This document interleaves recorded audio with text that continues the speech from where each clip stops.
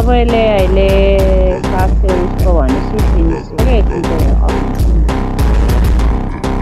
तपाईँ खेल्दै गर्नु, एक म्याच हाल्दै गर्नु त, अर्को म्याचतिर मेरो एकमा अफ हुन्छ।